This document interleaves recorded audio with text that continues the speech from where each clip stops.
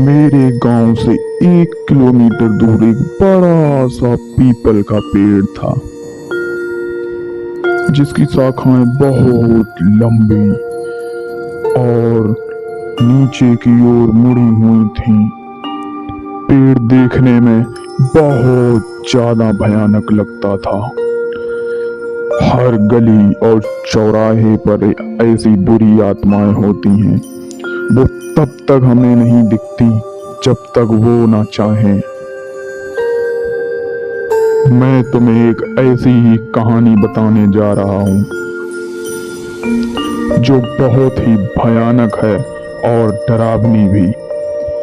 एक दिन की बात है, मैं और मेरे दोस्त वहाँ झूला झूलने गए। उसकी छाया इतनी घनी थी कि सारे पक्षी उसी पर बैठा करते थे। उस पेड़ के बारे में लोग कहा करते थे कि उस पर भूत है। एक बार की बात है, दोपहर का समय था। मैं और मेरे 2 दोस्त उस दिन जल्दी चले गए। लगभग 12 बजे का समय था। हम लोग वहां पहुंच गए और हम सब ऊपर चढ़ गए। उस पेड़ से 2 खेत दूर एक कुआं था, जिस पर कोई नहीं रहता था, बस एक रस्सी और एक बाल्टी के सिवाय। हम लोग जब खेल खेल कर थक जाते थे तो उस पर जाकर पानी पिया करते थे। 1 बजे का टाइम था। जब हम लोग इंतजार कर रहे, वो लोग नहीं आए, तो हम में से एक ने कहा चलो पानी पी कर आते हैं। तो मैंने उससे कहा कि मुझे प्यास नहीं लगी है, तुम लोग चले जाओ। दोस्तों, वो लोग उतर कर पानी पीने चले गए। दोपहर का समय था, सूर्य अपनी फुल तपन पर था। जोर जोर से लू चल रही थी और हवा के गोल गोल झुंड बनकर धूल उड़ाते हुए जा रहे थे। एक ऐसा ही हवा का गोला मैंने पीपल की ओर आते हुए देखा। बड़ी धूल उड़ाए हुए वो आया और पीपल के सारे पत्ते आवाज करने लगे और कुछ टूट के गिरने लगे। धूल की वजह से तो मेरी आंखें बंद हो गईं। सारे पंछी उड़ गए। एकदम मैंने जब अपनी आंखें खोली तो मैंने देखा एक काली सी शकल का, बड़े बड़े बालों और इतना डरावना इंसान मेरे सामने वाली डाली पर बैठा। एकदम मेरे डर के मारे तो हाथ छूट गए और मैं नीचे जा गिरा। नीचे गिरते ही मैं बेहोश हो गया। जब मेरी आंखें खुली तो देखा कि मेरे दोस्त पानी पीकर लौट आए हैं। मेरे दोस्तों ने मुझसे पूछा क्या हुआ, तो मैंने उन्हें बताया कि अभी अभी इस पेड़ पर मैंने एक भूत देखा है। सारे दोस्त समझ रहे थे हमें डराने की कोशिश कर रहा है। उन्होंने कहा लगता है तुझे प्यास लगी है, जा तू पानी पीकर आ। मैं कुएं की ओर गया। मैंने बाल्टी उठाई और जैसे ही कुएं में बाल्टी पहुंची, एकदम से आवाज आई।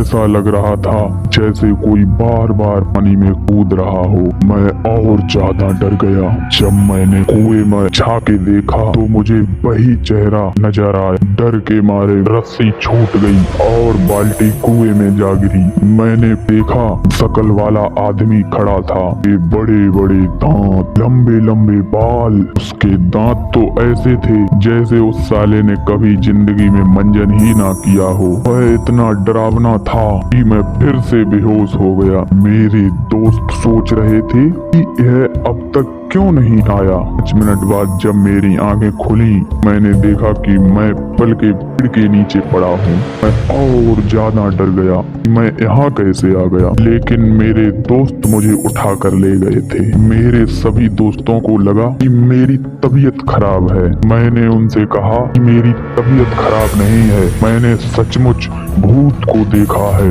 लेकिन उन लोगों को विश्वास नहीं हो रहा था। से क्या हो गया है जो ये ऐसी बातें कर रहा है, जो हर बात पर भूत भूत लगाए हुए है। अब तक 2 बज चुके थे। मेरे दोस्तों का आने का समय हो गया था। मेरे इन दोस्तों ने मुझसे कहा कि चलो अब ऊपर चढ़ जाते हैं और उन लोगों को डराते हैं। मुझे डर लग रहा था, लेकिन मैं दोस्तों के साथ ऊपर जाकर बैठ गया।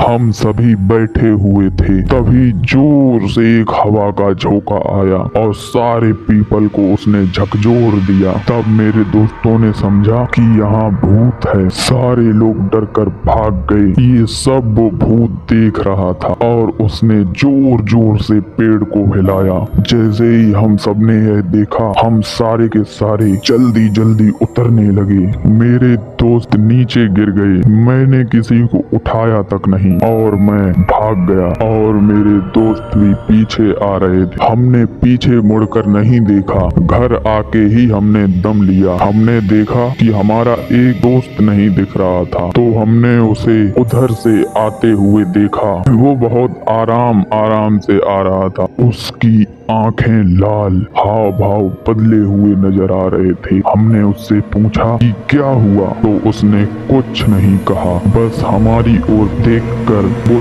चला गया और सीधा जाकर आगे बैठ गया। उसके हाव भाव बदल गए थे। जब घर के लोगों ने उसे देखा, कहा कहाँ गए थे, मेरे दोस्त ने उन्हें सारी बात बता दी। चाचा ने कहा, मैं हमेशा मना करता हूँ, पीपल के पास मत जाया करो, तुम लोग मानते नहीं। देखो इसका क्या हाल हो गया है। जाकर भगत जी को बुलाकर ले आओ। हमारे गांव के एक बाबा सियाराम, जो हनुमान के मंदिर में रहते और पूजा करते थे, वो तंत्र मंत्र इन चीजों में माहिर थे, इसलिए भगत जी के नाम से बुलाते थे। तो मैं भगत को बुला कर लाया।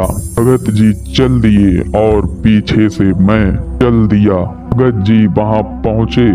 पहुंचते ही सब समझ गए और कहा, भाई तुम यहाँ क्या लेने आए हो। वो चुप रहा, कुछ नहीं बोला। अब भगत जी समझ गए कि तू ऐसे नहीं बताएगा। अब भगत जी ने कुछ मंत्र बोला और उसका कान पकड़कर बोले कि तूने इस लड़के को क्यों पकड़ रखा और तू कौन है, कहाँ से आया। अब उसने बताया कि मैं पास के पीपल के पेड़ पर रहने वाला भूत हूँ। यह लोग मुझे दोपहर के समय सोने नहीं देते थे, इसलिए मैंने इनको डराया और इनको पकड़ लिया। भगत जी बोले, तू पीपल को छोड़ और कहीं जंगल में चला जा, और वो पीपल बच्चों का खेलने का स्थान है। भूत ने कहा कि मैं कहाँ जाऊंगा। तब भगत जी गुस्से में बोले, तू ऐसे जाएगा या लगाऊं मंत्र। भूत ने कहा कि आप जब मेरा कान छोड़ोगे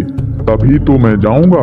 वो लड़का थोड़ा सा हिला और नॉर्मल हो गया। तब भगत जी ने कहा कि जाओ, अब पीपल वाला भूत भाग गया है, अब तुम उस पेड़ पर आराम से खेल सकते हो। फिर वो सारे दोस्त वहां आराम से खेलने लगे।